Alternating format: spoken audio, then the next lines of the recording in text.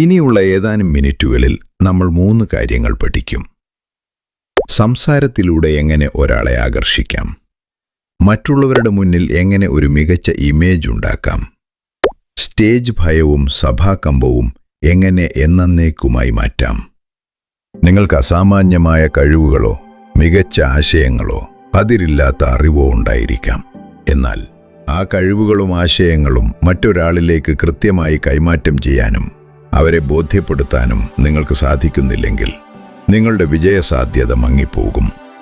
നിങ്ങളുടെ മനസ്സിലുള്ള കാര്യങ്ങൾ വ്യക്തവും ആഴത്തിലുള്ളതുമായ വാക്കുകളിലൂടെ അവതരിപ്പിക്കാനുള്ള കഴിവില്ലായ്മ നിങ്ങളുടെ ഏറ്റവും വലിയ ദൗർബല്യമായി മാറിയേക്കാം.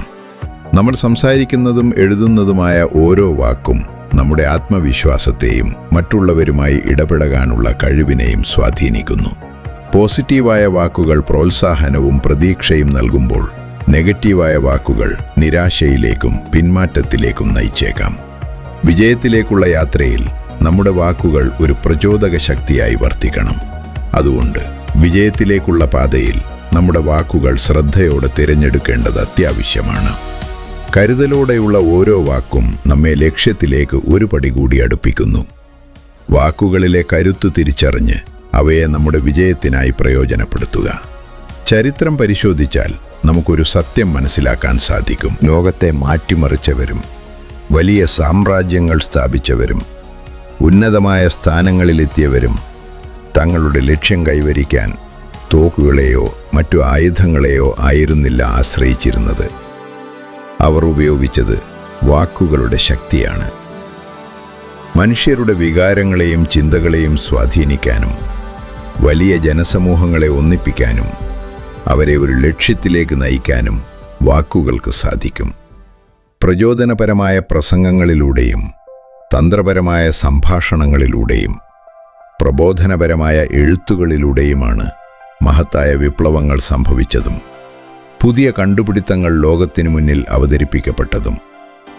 ബിസിനസ് ലോകത്തും രാഷ്ട്രീയ രംഗത്തും സാമൂഹിക ഇടപെടലുകളിലും നിങ്ങളുടെ ആശയവിനിമയ ശേഷിയാണ് നിങ്ങളുടെ വ്യക്തിമുദ്ര പതിപ്പിക്കുന്നത്. നിങ്ങളുടെ കഴിവുകൾ ഒരു പേഴ്സണൽ ബ്രാൻഡായി മാറണമെങ്കിൽ അത് മറ്റുള്ളവർക്ക് മനസ്സിലാക്കാവുന്ന ഭാഷയിൽ അവതരിപ്പിക്കാൻ നിങ്ങൾക്ക് സാധിക്കണം. അതുകൊണ്ട് വിജയം നേടാൻ നിങ്ങളുടെ ആശയവിനിമയ ശേഷിക്ക് പ്രാധാന്യം നൽകുക. വാക്കുകളാണ് നിങ്ങളുടെ ഏറ്റവും മൂർച്ചയേറിയ ആയുധം. ഇനിയുള്ള ഏതാനും മിനിറ്റുകളിൽ നമ്മൾ 3 കാര്യങ്ങൾ പഠിക്കും. സംസാരത്തിലൂടെ എങ്ങനെ ഒരാളെ ആകർഷിക്കാം, മറ്റുള്ളവരുടെ മുന്നിൽ എങ്ങനെ ഒരു മികച്ച ഇമേജ് ഉണ്ടാക്കാം, സ്റ്റേജ് ഭയവും സഭാകമ്പവും എങ്ങനെ എന്നേക്കുമായി മാറ്റാം. സംസാരത്തിലൂടെ എങ്ങനെ ഒരാളെ ആകർഷിക്കാമെന്ന് നോക്കാം. നിങ്ങൾ ഒരാളോട് സംസാരിക്കുമ്പോൾ ലോകത്തിലെ ഏറ്റവും പ്രധാനപ്പെട്ട വ്യക്തി അവരാണെന്ന് അവർക്ക് തോന്നണം. പേര് വിളിക്കുക. സംഭാഷണത്തിനിടയിൽ അവരുടെ പേര് ആവർത്തിക്കുന്നത് ഒരു മാന്ത്രിക വിദ്യ പോലെ ഫലപ്രദമാണ്. ലിസണിംഗ്. 70% കേൾക്കുക, 30% മാത്രം സംസാരിക്കുക. നല്ലൊരു ശ്രോതാവിനെ എല്ലാവർക്കും ഇഷ്ടമാണ്. അംഗീകാരമാണ് വേണ്ടത്, കേവലം പ്രശംസയല്ല. വെറുതെ സോപ്പിടാതെ അവരുടെ യഥാർത്ഥ കഴിവുകളെ അഭിനന്ദിക്കുക. അംഗീകാരം എന്നത് കേവലം ഒരു പ്രശംസയോ താൽക്കാലികമായ ഒരു അഭിനന്ദനമോ ആയി കാണരുത്. അതിലുപരിയായി ഒരു വ്യക്തിയുടെ കഴിവിനും കഠിനാധ്വാനത്തിനും ലക്ഷ്യബോധത്തിനും മൂല്യങ്ങൾക്കും നൽകുന്ന ആഴത്തിലുള്ള ആദരവും വിലമതിപ്പുമാണത്. ഒരാൾ ചെയ്ത കാര്യങ്ങളെ അല്ലെങ്കിൽ അവരുടെ നിലനിൽപ്പിനെ ശരിവയ്ക്കുന്ന ഒരു മാനസികാവസ്ഥയുടെ പ്രകടനമാണിത്. ചുരുക്കത്തിൽ, അഭിനന്ദനം ഒരു പൂവിനെക്കുറിച്ചാണെങ്കിൽ അംഗീകാരം ആ പൂവ് വിടർത്താൻ സഹായിച്ച മണ്ണിൻ്റെയും വെള്ളത്തിൻ്റെയും സൂര്യരശ്മിയുടെയും പ്രാധാന്യം തിരിച്ചറിയുന്നതിന് തുല്യമാണ്. ഇത് കേവലം ഒരു വാക്ക് മാത്രമല്ല, ഒരു വ്യക്തിയുടെ മൂല്യത്തെയും അസ്തിത്വത്തെയും അംഗീകരിക്കുന്ന ഒരു ജീവിത രീതി കൂടിയാണ്. 7-38-55 റൂൾ. നിങ്ങളുടെ വാക്കുകൾക്ക് വെറും 7% വിലയേ ഉള്ളൂ. 38% ശബ്ദത്തിൻ്റെ ടോണും 55% ബോഡി ലാംഗ്വേജുമാണ്. ആദ്യത്തെ 7 സെക്കൻഡ്. ഒരാളെ കാണുമ്പോൾ ആദ്യം നൽകുന്ന പുഞ്ചിരിയും ദൃഢമായ ഷേക്ക് ഹാൻഡും നിങ്ങളുടെ ഇമേജ് നിശ്ചയിക്കും. വസ്ത്രധാരണം. വില കൂടിയ വസ്ത്രങ്ങൾ വേണമെന്നില്ല. വൃത്തിയുള്ളതും ആത്മവിശ്വാസം നൽകുന്നതുമായ വസ്ത്രങ്ങൾ ധരിക്കുക. Eye contact. സംസാരിക്കുമ്പോൾ കണ്ണുകളിൽ നോക്കുക. ഇത് നിങ്ങളുടെ ആത്മാർത്ഥതയും ആത്മവിശ്വാസവും വെളിപ്പെടുത്തും. 1. മറ്റുള്ളവർ എന്ത് വിചാരിക്കും എന്ന ചിന്ത മാറ്റുക. The spotlight effect. നമ്മൾ സംസാരിക്കാൻ തുടങ്ങുമ്പോൾ എല്ലാവരും നമ്മുടെ കുറവുകൾ നോക്കിയിരിക്കുകയാണെന്ന് നമുക്ക് തോന്നും. ഇതിനെയാണ് സ്പോട്ട്ലൈറ്റ് ഇഫക്റ്റ് എന്ന് പറയുന്നത്. ലളിതമായ സത്യം.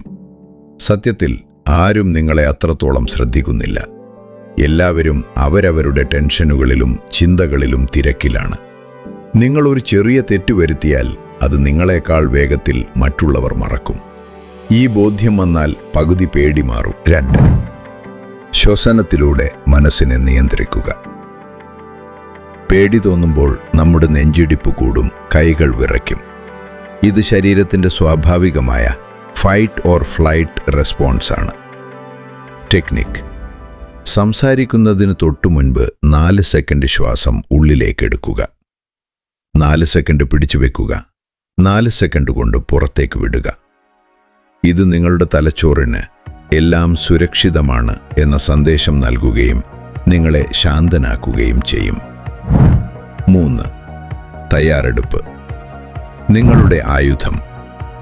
ലോകത്തെ ഏറ്റവും വലിയ പ്രസംഗകർ പോലും പേടിക്കുന്നത് അവർക്ക് പറയാനുള്ള കാര്യത്തിൽ വ്യക്തതയില്ലാത്തപ്പോഴാണ്. സംസാരിക്കാനുള്ള വിഷയം നന്നായി പഠിക്കുക. അറിവുണ്ടെങ്കിൽ ഭയം പമ്പ കടക്കും.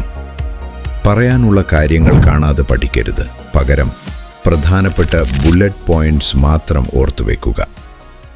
ബാക്കി കാര്യങ്ങൾ ഒരു സുഹൃത്തിനോട് സംസാരിക്കുന്നത് പോലെ സ്വാഭാവികമായി പറയുക. 4. കണ്ണാടിക്ക് മുന്നിലെ പരിശീലനം.